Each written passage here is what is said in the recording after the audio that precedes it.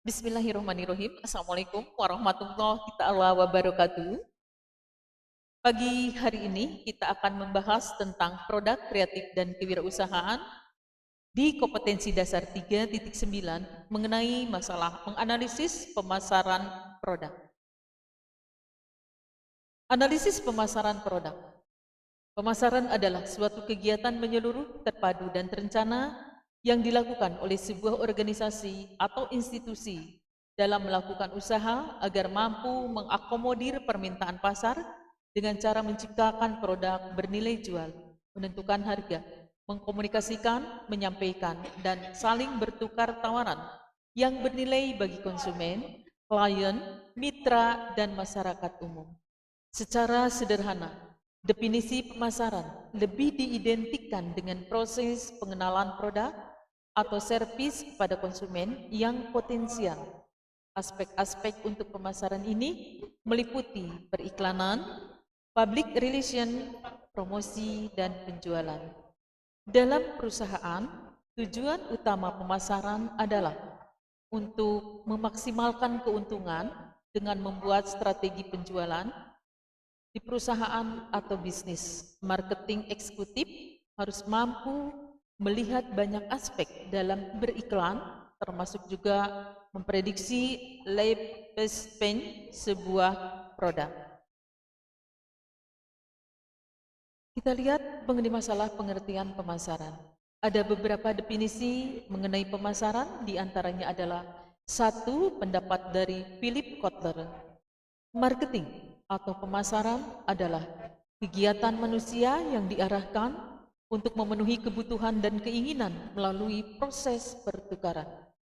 Yang kedua, pengertian pemasaran berdasarkan pendapat William J. Stanton bahwa marketing adalah sistem keseluruhan dari kegiatan usaha yang ditujukan untuk merencanakan, menentukan harga, mempromosikan, dan mendistribusikan barang dan jasa yang dapat memuaskan kebutuhan pembeli maupun pembeli potensial.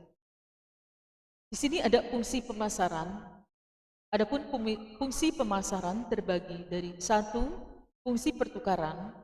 Dengan adanya pemasaran, maka konsumen dapat mengetahui tentang sebuah produk yang dijual oleh produsen, baik dengan menukar produk dengan uang ataupun menukar produk dengan produk lainnya. Produk tersebut bisa digunakan untuk keperluan sendiri ataupun dijual kembali untuk mendapatkan laba. Yang kedua adalah fungsi distribusi fisik. Proses pemasaran juga dapat dalam bentuk distribusi fisik terhadap sebuah produk, di mana distribusi dilakukan dengan cara menyimpan atau mengangkut produk tersebut. Proses pengangkutan bisa melalui darat, air, dan udara. Penyimpanan produk berjalan dengan cara menjaga pasokan produk tersebut. Yang ketiga adalah fungsi perantara. Aktivitas penyampaian produk dari produsen kepada konsumen dilakukan melalui perantara marketing atau pemasaran yang menghubungkan kegiatan pertukaran dengan distribusi fisik. Pada proses aktivitas perantara terjadi kegiatan pembiayaan, pencarian informasi, klasifikasi produk, dan lainnya. Adapun tugas pemasaran, satu, memperkenalkan produk. Tugas pertama dan terpenting dari kegiatan pemasaran adalah untuk memperkenalkan produk yang diciptakan oleh sebuah perusahaan kepada masyarakat. Yang kedua, tugas pemasaran adalah mencari target penjualan. Target penjualan produk harus ditetapkan sejak awal. Tim marketing harus memiliki cara untuk mencapai target tersebut dengan selalu memperhatikan kebutuhan dan kegiatan pasar.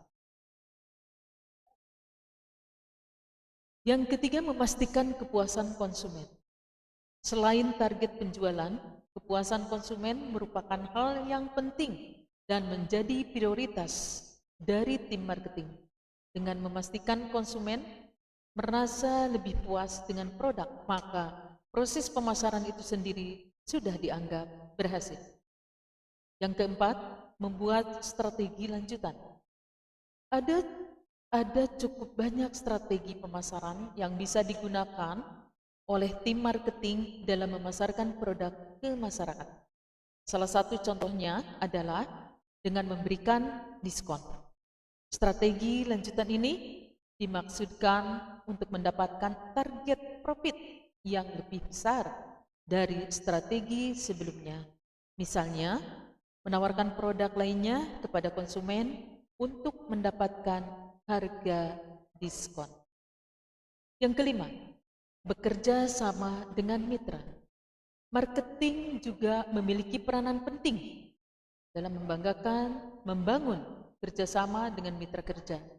Selain itu, tim marketing juga bertugas menjalin hubungan baik dengan masyarakat, khususnya pelanggan, serta menjadi media yang menjembatani hubungan perusahaan dengan lingkungan eksternal.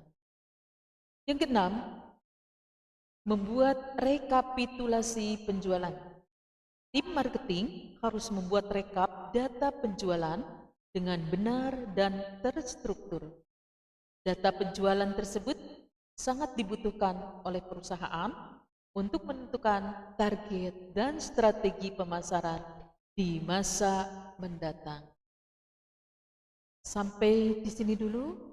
Terima kasih dalam ulasan penganalisaan pemasaran produk. Assalamualaikum warahmatullahi wabarakatuh.